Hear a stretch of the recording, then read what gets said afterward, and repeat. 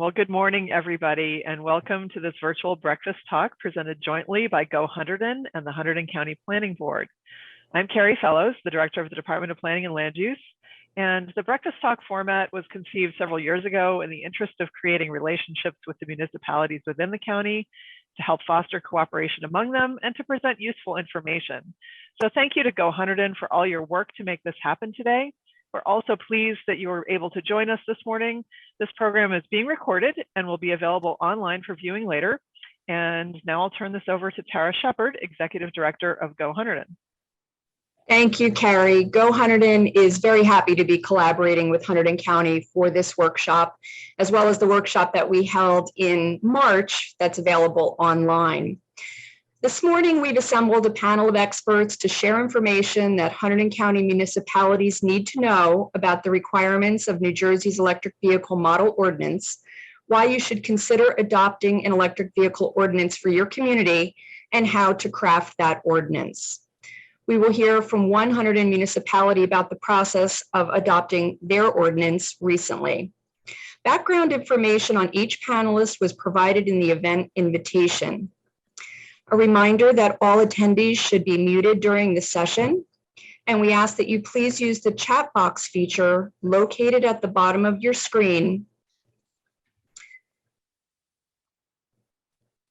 to enter any questions for a moderated Q&A portion of today's session. It's recommended that if you haven't already done so, to change your display to speaker view mode or choose the side-by-side option by clicking the view at the top of your screen. And we will begin today's session with Maria Connolly from the New Jersey Department of Community Affairs. Maria? Great, thank you so much. Thanks for having me again at the Hunterdon County's Go Hunterdon second webinar on the EV ordinance. My name is Maria Connolly, and I'm a professional planner at Local Planning Services, which is an office in the New Jersey Department of Community Affairs. I've been there about 19 years now, and recently, the last couple of years, got involved with the Energy Master Plan and helping writing the EV ordinance. So DCA is responsible for administering the statewide EV ordinance, and it was signed into law July 9th, 2021. You can go to the next slide. I'm just going to briefly go over the law again and the ordinance's requirements again. I went over an extensive discussion of the ordinance and the law back in March when we had the first webinar, so you can go back and look at that. The EV charging law is part of Governor Murphy's administration's multifaceted approach to reaching its goal of 100% clean energy by 2050. The law requires that electric vehicle supply equipment or service equipment or just charging stations, to make it easier, and make-ready parking spaces be designated as permitted accessory uses in all zones, all use districts throughout all New Jersey, through all the municipalities. And then it establishes associated installation and parking requirements for charging stations, which I'm going to go over those today. And then the law also required DCA publish a model land ordinance to implement the law. So the law contains mandatory requirements that DCA included in the EV ordinance. These are the numerical requirements for new construction. And so how many charging stations or make-ready parking spaces are required for new construction. And I'm going to go over these in the next slide. And the municipalities can't change these mandatory provisions in the ordinance. So these have to be exactly the same from the law. And then the ordinance also addresses installation, setback requirements, and other health and safety related specifications. And these are called what the law calls reasonable standards. And municipalities can change this part of an ordinance. And I'm going to go over that in this presentation as well. So the ordinance, I just want to say also, the ordinance was there's some confusion of the effective date of the ordinance. It's effective immediately. So the law was signed on July 9th last year. So the mandatory requirements in the law were effective on July 9th. So if you have a project coming in that hasn't received preliminary site plan approval, then it is applicable to them. They do have to comply with it after July 9th. The ordinance was effective upon publication on our website, so September 1st. And that also was effective immediately when we posted it on our website, and it supersedes any existing ordinances the municipality might have already. So this provides, consistency throughout the state, which was a concern where we were hearing there was maybe some litigation issues that could have been happening because the municipalities were passing ordinances already. There was at least a dozen of them already passing them. And I know there was some litigation issues happening saying, oh, they didn't have authority to do this. But now the law is effective, the ordinance is effective. And so now they do have that authority to do it. It just has to be consistent with the legislation. And also we wanted this to be easy for municipalities. You know, one of DCA's goals was that a municipality could take the ordinance and just begin implementing it. So technically it doesn't need to be adopted for it to be effective because it is effective. But the law provides that it's effective immediately.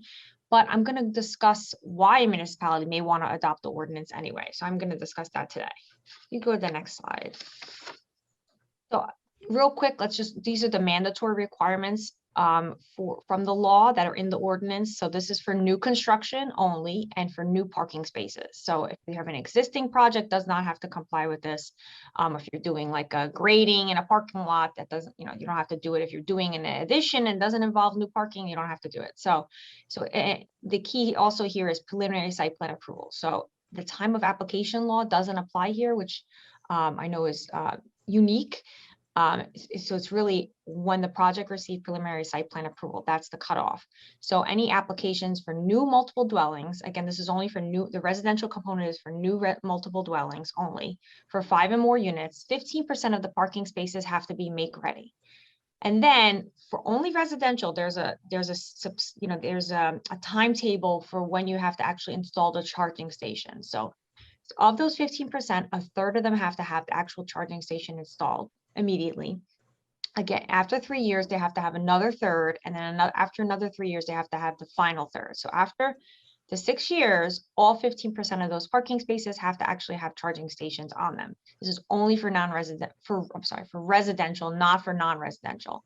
And then overall, there has to be 5% of those spaces have to be accessible for people with disabilities. Again, the applicant or the developer can install the charging stations at a faster rate if they want, but the municipality can't require it. So again, that's a consistency through the state. So every municipality is doing it the same. And then the second component is applications involving a new parking lot or garage that's not residential, not multifamily. So non-residential and any new parking lots, garages that are private, right? They're not owned by the municipality that have to go through the preliminary site plan approval process. And then again, there's accessibility requirements here. So again, it's based on the number of parking spaces. So how many parking spaces you have depends how many make-ready parking spaces you have to have. So make-ready is everything up to the charging station. So all the electrical components up to the charging station, not actually installing the charging station. And it's based on how many parking spaces you have. And it's only make ready. So you don't actually have to install the charging stations. Now you may want to, especially if you're a retail establishment that want to attract that type of client, the clientele there, the EV drivers there, you want to bring those people there. So you may want to install the charging stations anyway. So that could be helpful because, I have an EV, I've had one for 10 years. If I see 2 shopping centers and one has a charging station, one doesn't, I'm probably going to go to the one with the charging station, especially if I'm low. So, and then I want to also point out there is an exemption in the law. A retail that provides 25 or fewer off-street parking spaces, it is exempt. Now it's only retailer. It's not, like an office complex or anything like that. Now there's some confusion with this component of the law. In the future, we will probably add a definition to the ordinance or clarify it in some way. There's no definition in the law for what a retailer is. So what I'm telling municipalities is that look at your definition. So if you have a definition for retail services, retailer, or if you don't have a definition, but it's in your permitted uses for that zone. So our, retail includes the following, and it has a list. That would be, your cutoff there. So, and then again, municipality can encourage, but can't require additional EV or additional charging stations or make ready parking spaces. If you have a redevelopment agreement and that developer is willing to provide more charging stations, then that's fantastic, that's fine. But, through this process, you can't require more than what's required in the law. And then an interesting thing is that it's included in the calculation of the minimum required parking spaces. So if you have, you're required to have 100 parking spaces and 10 of them have to be charging stations. I'm just making numbers up in my head. You don't have to put 110 parking spaces. It's still, the same number of parking spaces, and you actually get a 2-for-1 credit with no more than a 10% reduction of the total parking spaces. So if you have some questions about how to calculate that, I know there's some confusion about that too, send me an email and send me your numbers and then I can help you calculate that. So you go to the next slide, Tara. So these are the reasonable standards that are discussed in the law and are in the ordinance. So municipalities can deviate from these in the ordinance. So they can't change the numerical requirements. They can't change the accessory use. They can't change those parts of the ordinance, but they can change anything they want in this part of the ordinance. They just, go through the normal ordinance approval or amendment process. So, and this section covers accessibility, following the UCC, the Uniform Construction Code, and the American with Disabilities Act with regard to sizing and location of the spaces. To the extent practical, you may not be able to put the spaces up front, right? Because your electrical components are in the back of the parking lot. So that's, we want there to be flexibility here. EV only parking, time limits, usage fees. There's lots of details in the best management practices document that we, DCA, DEP, and BPU just put together, and it's on our website, it's on DEP's website as well. I'm going to talk a little bit more about that later. Whether to put a time limit in, whether to charge usage fees, the structure of the usage fees. There's different ways to structure the usage fee so that you do get more turnover of the vehicle, so you can get more people charging. Also networked versus non-network stations, the benefits and the benefits of having a network versus non-networked station. And then safety issues, identification of the EV spaces, other than signage, marking green paint with the EV symbol, maintenance, having a 24-hour number app to report issues with the charging station. Usage fees, again, discussed in more detail in the BMP, the best management practices document, but many municipalities already spell out time limits and usage fees for their municipally owned charging stations so that, you can incorporate all that in one ordinance so it's easier. And again, we want, and signage as well. What types of signage should be installed, that they should comply with the federal manual on uniform traffic control devices. So that's also talked more in detail in the BMP. And then again, we want there to be flexibility. We don't want this to be a rigid process. We want, the location, the layout of the charging stations, the make-ready parking spaces, the sizing of the spaces. It's going to vary based on the parking area, the design, the use of it. So we really want there to be flexibility there. All right, the next slide, please. Okay, so do you have to adopt the EV ordinance? This is probably the number one question that we get here at DCA. The ordinance does not have to be adopted in order to be effective. That's the way it was written in the law. However, municipalities may want to, they might want to adopt it anyway, so it's easier for applicants to find it, right? So you don't want them to have to go look up the law. You want them to be able to look at the ordinance and find everything they need in there. So, without adoption, it's still effective. However, it allows municipalities to address local concerns and makes it a simpler process for residents and developers to determine the appropriate rules, like how many charging stations do I have to put in? How many make-ready parking spaces do I have to put in? So the municipality may want to add an ordinance number, a section number, so they can fit it in their existing ordinances. They want to add cross-references and those types of changes to kind of clean it up. They may also want to add their own penalties. There's a whole section on penalties, usage fees, again, for their municipally owned spaces, other types of things that are covered under the reasonable standards section. Also, I want to point out Sustainable Jersey is requiring adoption of the ordinance under their Make Your Town Electric Vehicle Friendly action. So I believe the whole action is 15 points. So they are requiring adoption of the ordinance. So just so you're aware if you're going for that bronze or gold status. So. All right, the next slide, please. Okay, so this is the best management practices document I discussed earlier. It's on our website. You could take a look at it. It's very detailed. It covers assistance to municipalities in implementing the EVA ordinance. So all those things we talked about earlier, it talks about that in a little bit more detail. It provides recommendations on how municipalities can streamline the approval process, such as providing a comprehensive list of all the required documents on the municipality's website, adopting an online permitting process, providing checklists for each step in the approval process, including inspections. It also provides detailed information for municipalities to decide whether to install charging stations for the municipally owned properties, such as municipal buildings, libraries, municipal recreation areas. So, and then it also has really detailed information on where to find incentives to purchase EVs, whether municipality wants to purchase fleet EVs, how to pay for the installation of the chargers if you're going to do municipally owned charging stations, and also for developers and applicants if they're looking for funding to install their charging stations. And I want to say New Jersey has probably the most generous incentive program in the country. So really take advantage of these programs that are out there now. So, and I know the new there's a charging program that BPU has that is going to be coming back online soon, which provides funding for everyday people to buy EVs. So it's a stipend on the hood stipend that they provide for everyday people to buy EVs. So I will hopefully with the new budget coming out, we'll have some more money for that. So next slide, please.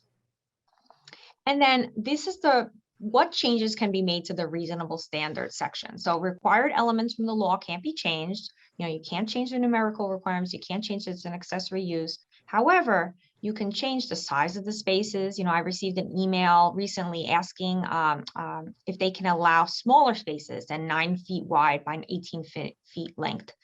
That number is directly from the residential site improvement standards, but this person was saying, hey, we have a lot of parking garages where we have those compact cars. Oh, that's fine. I mean, if there's a unique circumstance in your town where you allow smaller spaces in some circumstances, then yes, you can change that number in the ordinance.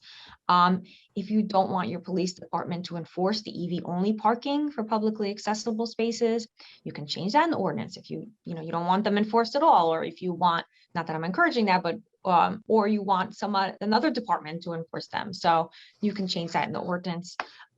If you want to include more details on snow removal procedures, you can do that. You want to include more detail on the signage that can be, these are all parts of the ordinance can be changed. Time limits and usage fees that are set in the ordinance. This is only for municipally owned, publicly accessible charging stations. So the use of time limits and usage fees are optional, and they should really be determined by the owner of the property, whether they want to have free charging there or not, including the municipality. You may want to have free charging instead of charging for charging.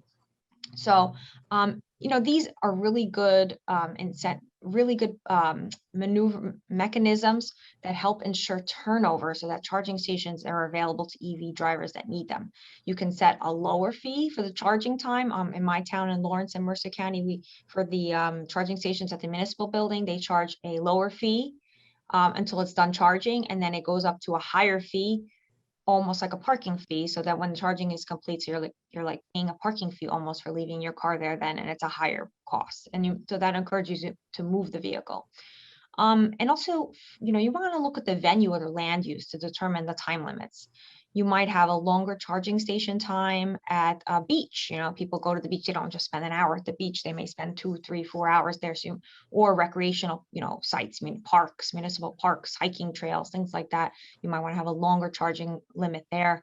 And in the shorter time limits at municipal buildings, except for employee parking, of course, because if you have a certain EVs for employee parking, you want to encourage them to park there. So I don't know if you want them to move their vehicle after an hour. So, but again, that's for the municipality to determine for their charging station spaces. The library may only have an hour or two also there. So these are just things to think about. And again, really detailed in the BMP. You can look at the BMP and get some more information about them. But again, these are all changes the municipality can make to the ordinance. And the next slide. So I'm not going to go over this, but I did want to include the types of programs that are available now for incentives. DEP has, it pays to plug in. It's been around for a while now, and it was only for level 2 charging stations, but now it's also for fast chargers. So it's a good amount of money for fast chargers. And then BPU has tons of programs right now. Again, the Clean Fleet Incentive Program, I know my municipality apply for this and received funding for charging stations and for EVs for their municipal fleet. There's an EV tourism incentive program, multi-unit dwelling program, and then the utility companies now have make-ready programs, and JCP&L finally is now. They finally applied and they've been approved. So now you have all of the utility companies with the make-ready program. So they provide funding for make-ready. So take a look at those, and I'm going to provide a link to where the funding is. So the next slide. Again, this is just DEP's flyer for resources, EV resources for local government. It provides information like procurement tools, including all the New Jersey state purchasing contracts, policy and planning resources from the MPO, Sustainable Jersey Actions, and talks about the funding also for the EVs and charging stations. And next slide. And then this is just my contact information and the link to where the funding resources are, because I know we always get a lot of questions on the funding, and that's, DCA doesn't have any funding, but DEP, BPU, and the utilities definitely do. And you can find the utility information on BPU's website. So that's all I have. Thank you. Thank you, Maria. And now we're going to turn it over to Bob Goldsmith, who is an attorney that has worked with municipalities across the state of New Jersey to share some of his experiences and some of his advice to Hunterdon municipalities. Bob? Good morning. Thank you. So first, if you haven't figured it out, Maria Connolly is probably one of the most, if not the most knowledgeable person in New Jersey on EV charging. So I follow her humbly. So next slide, please. The reality is, to the extent this is supposed to focus on what municipalities can do, the statutory structure is established. Maria went over that. And there is little discretion left. The statute established the parameters for what the ordinance would be through Maria's efforts at DCA in conjunction with BPU and DEP. That ordinance has now been promulgated. You don't have to adopt it. The statute essentially created the ordinance structure without rulemaking requirements. So it is the law. Maria makes a very good point. For convenience and to facilitate applications, it probably makes sense to adopt it. My colleague, Justine Del Vecchio, helped me put together a few models of enacted ordinances.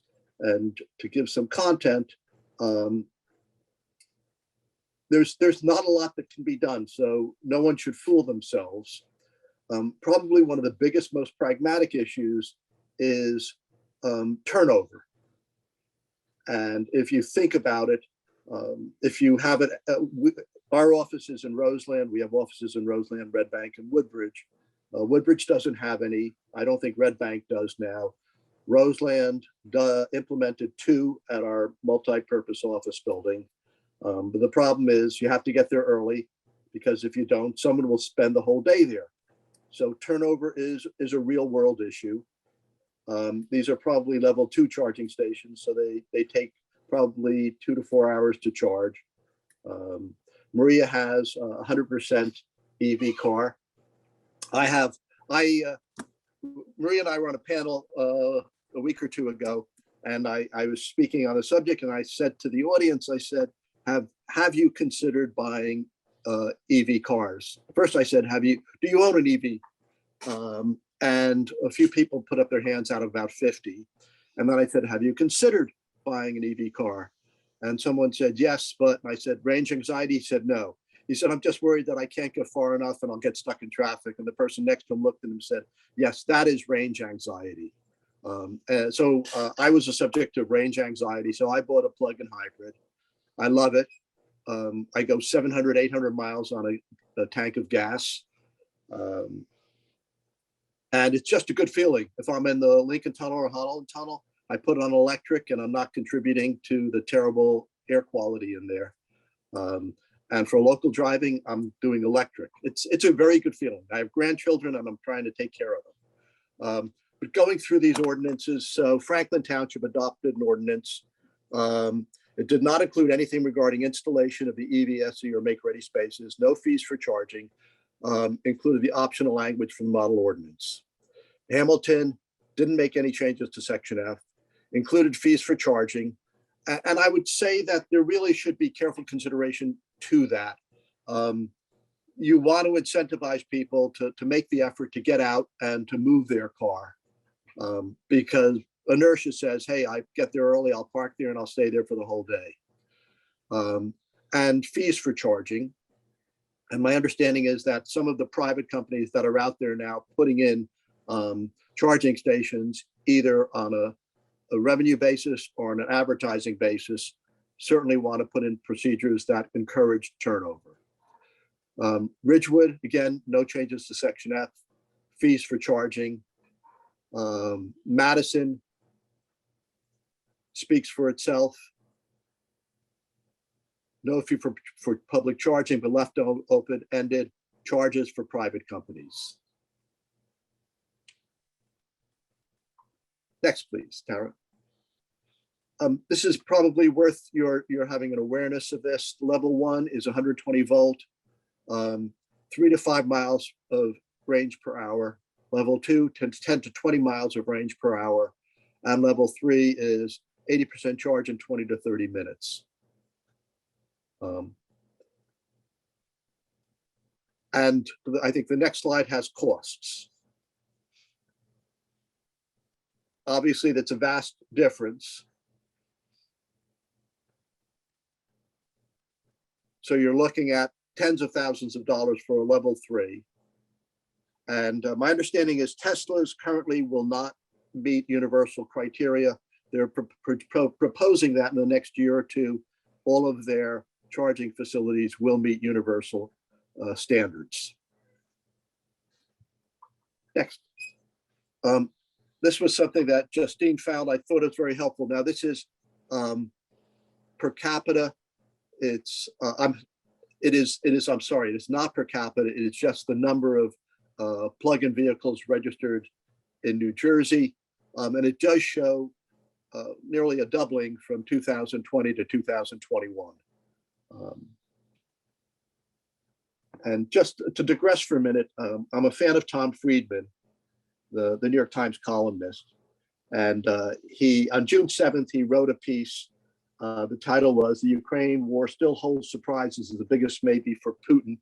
And in it, what he says is that with rising gas prices, there's probably more incentive now for people to be looking at EV cars, or certainly hybrid cars. And of course, the impact of that would take away the greatest leverage that Putin now holds, which is the sale of oil. If you've been following it, while the European Union, the United States have cut back enormously, India and China have increased, taken advantage of reduced oil prices from Russia. And the ruble was hurt for the first 2 months of the war, and now it's at the highest rate it's been in 7 years against the US dollar. So I won't go into a whole political tirade there, but hopefully that will be one of the side impacts, is moving away from the internal combustion engine. And this is also, again, on the basis of the actual number of registered cars state by state, not per capita. But it's just an interesting piece. Thank you.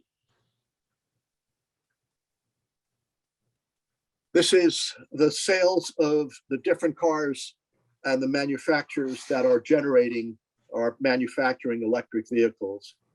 Notably, if you do some research both on batteries, development, and cars, all of the major manufacturers are now intensively involved in either cooperative efforts to research and improve batteries, as well as generating and producing electric vehicles. And this just gives you a sense of the breadth of that. Next. One of the pieces that I've read suggests that the Ford F-150 will be the car that will change patterns. And so I asked Justine to track it down. So the basic Ford electric F-150 is $40,000, going up to $90,000. The expectation is that that will change user patterns dramatically, having the most popular pickup truck in the United States with an electric version. So Maria, there's hope for your husband. I understand Maria's first electric car was the Nissan Leaf. Yeah, that's the one you have there, except ours was red, but that's how much we paid for it back in 2000. We ordered it in 2010 and it came in 2012. So yeah, it was pretty high. How do you like it? You know what it is? I think it was just new technology. So a lot of the Nissan didn't know how to work on it when there was a problem. They only had one person that knew how to work on it at the time. And so when we brought it into the shop, it would be there for like weeks. Thankfully, they gave us a rental car, but and we did have some snafus with it that, you know, I wasn't happy with Nissan the way they just didn't know how to fix it. So I probably wouldn't buy a Nissan again, but now, I mean, every manufacturer has it now. So it's a lot different now, and they all know how to work on it. So you have no issue. What do you have now? we still have the Leaf. Let's say, Yeah. Yeah, we still have it. Yeah. So 10 years. And then we have a Honda Clarity plug-in, like you, a plug-in, but it gets 50 miles electric. So I mostly use on an electric. I don't put it in gas unless I'm going far. And I love that vehicle, but Honda stopped making it. I don't know why. Probably because they're concentrating on 100% electric, which most of the car manufacturers are starting to concentrate on 100% electric. You know, it's interesting when you just think about the concept of buying gasoline at a gas station and the infrastructure that has been created over the last pretty much 100+ years. That really doesn't work for electric vehicle charging. You go in, you spend 5-10 minutes at most at a gas station, you get filled up and you're ready to go. How long does it take to charge your Leaf in the different? We have a level 2 chargers. We have two level 2 chargers. So probably around 6 to 8 hours. I mean, again, it's like a older model. So the newer models charge much faster than that. So my Clarity, even though it only gets 50 miles, charges in less than an hour, that 50 miles on a level 2 charger. So, but you wouldn't want to have a DC fast charger at home because the more you use a DC fast charger, it depletes the battery. So those are good for on the go. Good to know. You're a font of information. It's super. Next slide, please. So I've represented the Parking Authority in Morristown for November will be 39 years. It's a great client, great fair-minded group of people. And we put in about 10 years ago, we put in 2 electric chargers in each of our facilities. We have not charged for the use of the chargers. We charge for parking. We have been trying to install more electric chargers in our facilities. And notably, the biggest obstacle has been the capacity of the grid. So JCP&L has now told us for years that we can't add. And in fact, in the last year, we had a negotiation. The Morristown Park Authority has been the catalyst for a great deal of investment and revitalization of Morristown for the last 25 or 30 years. We provide parking in one of our garages to an apartment complex of 150 apartments. And that agreement expired after 20 years, and we had intensive negotiations because the new owners of the building said, we want EV next door in the garage that we rent from you. And by the way, we don't rent spaces, we rent the availability of spaces. We do it we run our facilities on a pure share parking basis, which really makes great sense. If you think of office and residential, they really dovetail very well. And different types of uses have different peak demand periods. So in the world where, when I first started doing parking garages, it cost $10,000 to build a space. The next facility 10 years later cost $11,000. The last facility we built cost about $18,000 a space. And now you're looking at $25,000 to $35,000 a space above grade. So we've entered into the negotiations, and the owners of the apartment building said, we will pay for the installation of the chargers. You just get the power to the garage. And we couldn't do it. We were in deadlock for about 6 months. And finally, they agreed that we didn't have the capacity to do it because JCP&L couldn't support the power of it. So we finalized those negotiations, but that is a real problem, getting sufficient power to support the level 2, level 3 charging facilities. Next slide. Battery technology. It's fascinating because this is really probably the most critical element.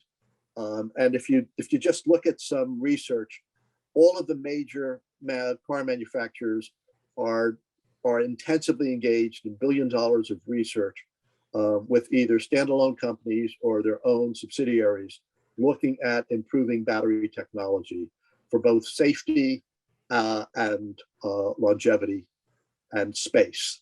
Now, of course, someone said very accurately, if you're driving an internal combustion engine, you really are carrying a Molotov cocktail in the back of your vehicle.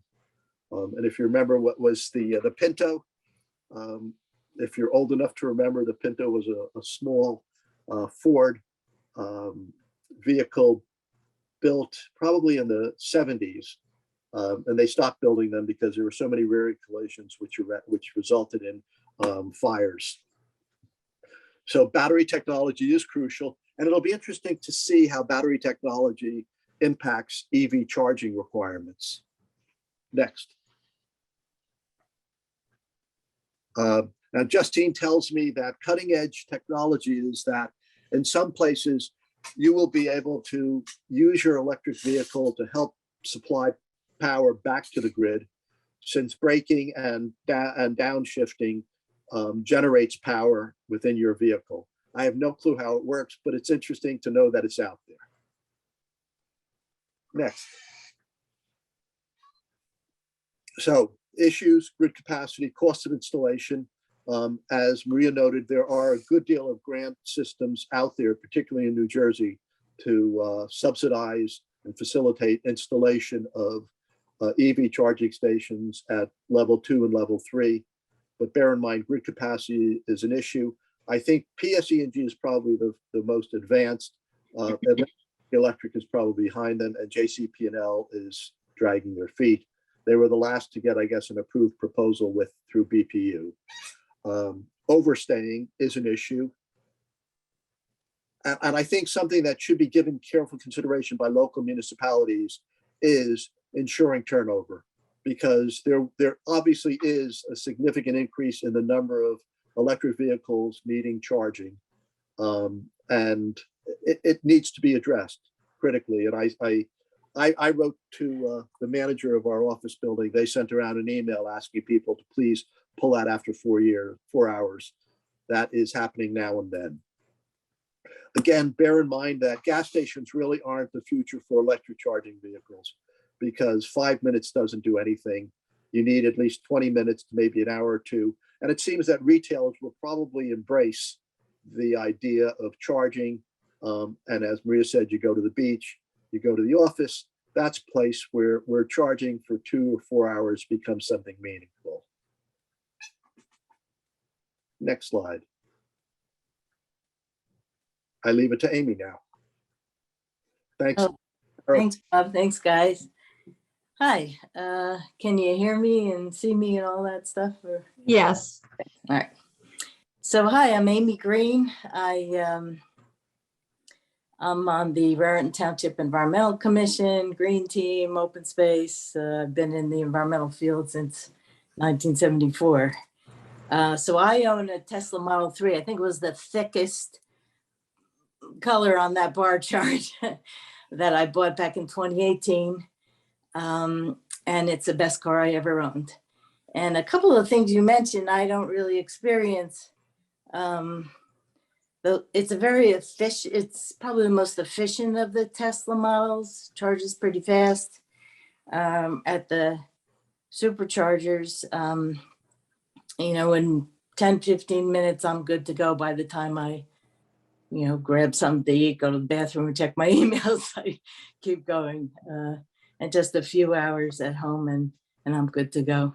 You don't charge into 100% like you do a gas powered vehicle. It's just like driving a cell phone. You don't want to charge it all the way for too long and you got to remember to charge it. Okay, so Raritan Township has a history of encouraging the use of electric vehicles. A number of years ago, before I even got too involved with the town, we got a grant from Walmart to install an electric vehicle charger. And it ended up going in at the Hunterdon Medical Center, on Route 31. And that charge point is the network that was applied there. We also, in our community day, the Environmental Commission sponsors an electric vehicle car show every year to get people that we let them sit in it and, talk about it, and everybody loves it. At my company, I sold my company recently, but I had a office condominium on Ferran Boulevard, and 3 of us in the company either owned electric vehicles already or had them on order. And so we took advantage of the It Pays to Plug In grant, which at the time allowed private entities to apply for both the chargers and their installation. Right now, that's more limited, and it's for chargers only. But we were able to install 4 chargers in the parking lot. And so, yeah, this shows it here. You can see Frunky plugged in. That so named because it has a front. We don't have any engines up front, so we have extra storage. But we had to talk to every one of the condo owners, and we were able to install it in the rear of the parking lot. And we did meet with JCP&L, and they made suggestions about the best place to hook up. And that's worked pretty well. We just have a simple lock on it. We don't have it networked. But we give the code to owners who pay through a website, a monthly fee. And we have 4 chargers there. We don't have a problem right now with waiting. So then in 2012, the Environmental Commission encouraged, and the township applied for that funding. And next slide. We installed chargers, 4 ports, they call them, at the Barron Township Municipal Building, and 2 at the Lenape Park. And it's a reimbursement program. There's no charge for the electricity to plug in. We haven't had any trouble with people waiting or the spaces being overused. So make sure I got everything. Okay. Then, in fact, when we applied for our office charger, chargers were not a permitted accessory use in any zone. And so, the township scratched their head, but they went ahead and they, said, okay, apply for the construction permit for electrical, and that'll be enough. So there really was a sort of a gap in the ordinances that needed to be filled. So Raritan Township was considering adopting their own ordinance to fill that gap, and then the state went ahead and prepared this ordinance, which is effective now, which is great.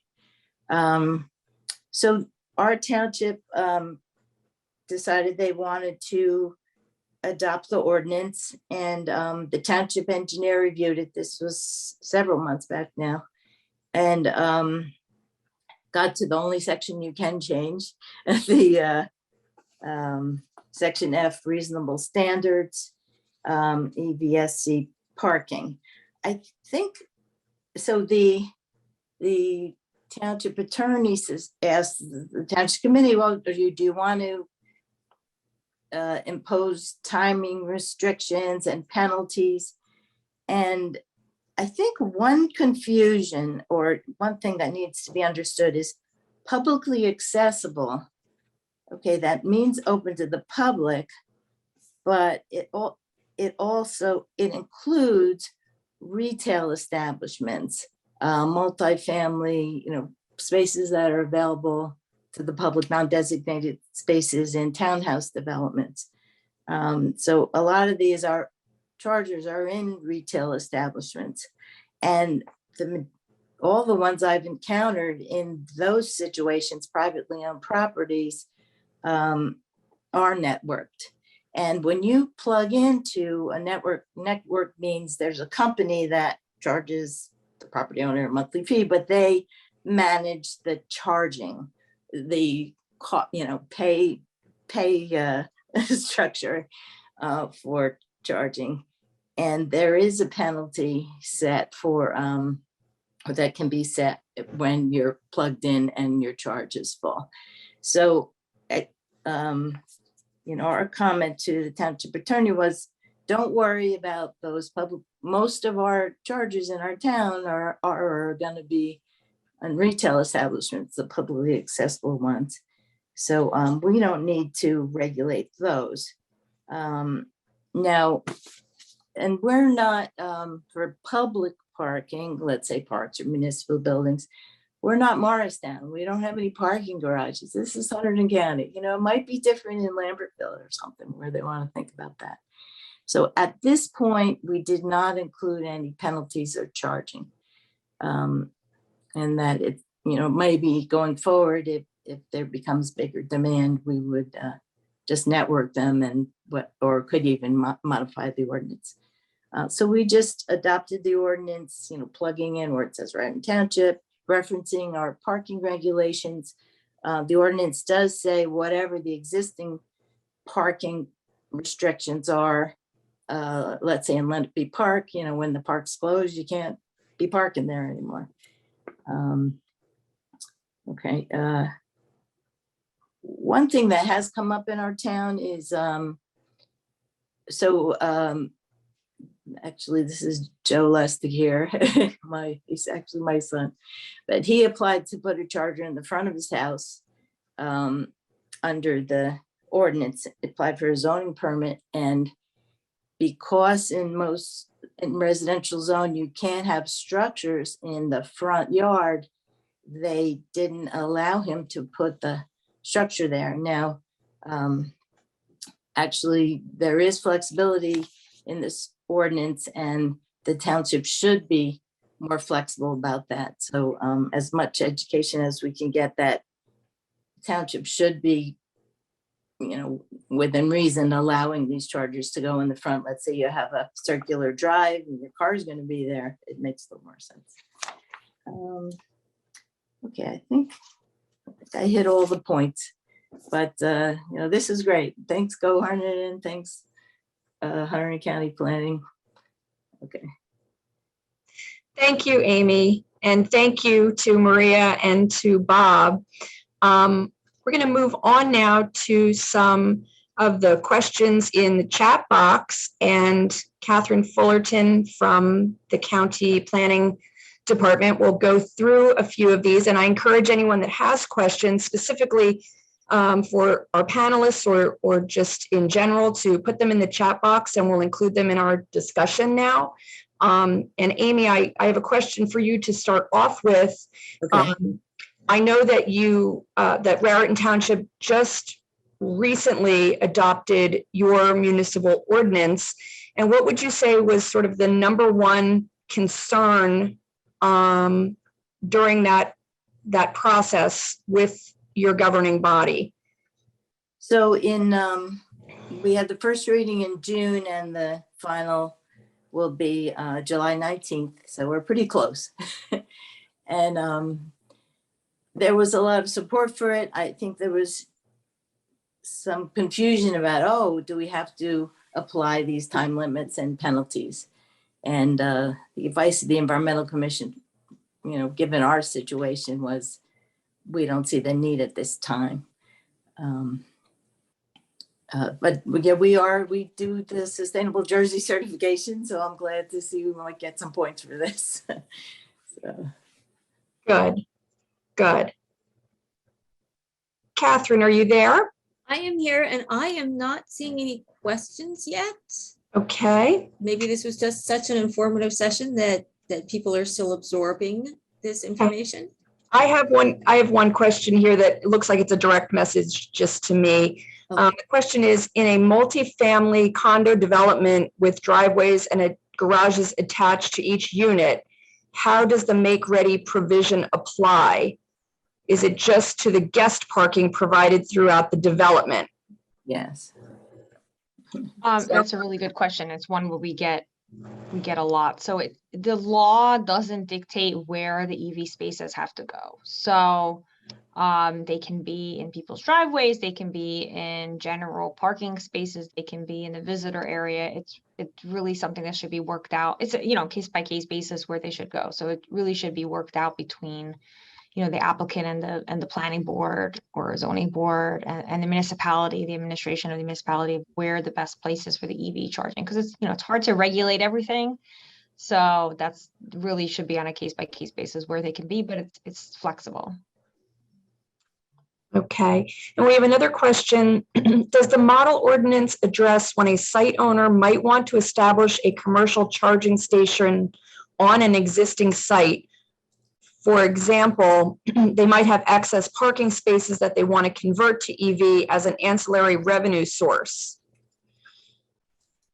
The ordinance is really, the numerical requirements in the ordinance is only applicable to new construction. However, the law and the ordinance does make it easier for existing establishments to install charging stations because it makes it an accessory use. It has to be treated just like any other accessory use. Now, Amy was right, you do get into that kind of nitpicky thing where some municipalities are like, oh, it's an accessory use, so it can't be in the front yard.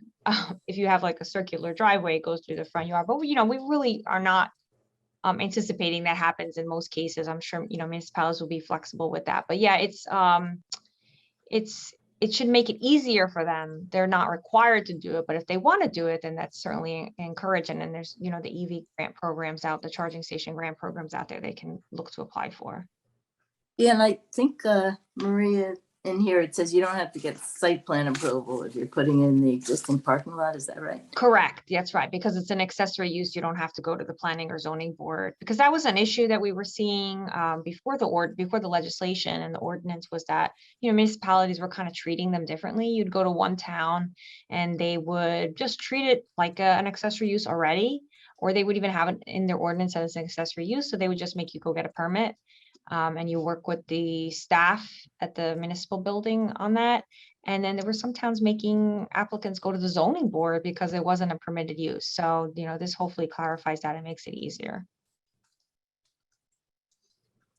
So again, Maria, just reinforcing what you had said earlier, while it's not required that a municipality have their own ordinances, there are certainly a lot of very good incentives and motivations that a municipality would want to have their own ordinance to avoid some of these questions that come up. Right, exactly. They want to sit down and look at the parts of the ordinance that they can change or add to, and specifically what's going on in their town. And like I said, if they have garages that have compact spaces, they may want to change that part of the ordinance. They may want to add more information about snow removal, or and then as they go on, as they start implementing the ordinance, if they see issues with the ordinance, I would like them to reach out to me as well, so that in the future we are going to be making changes to the ordinance.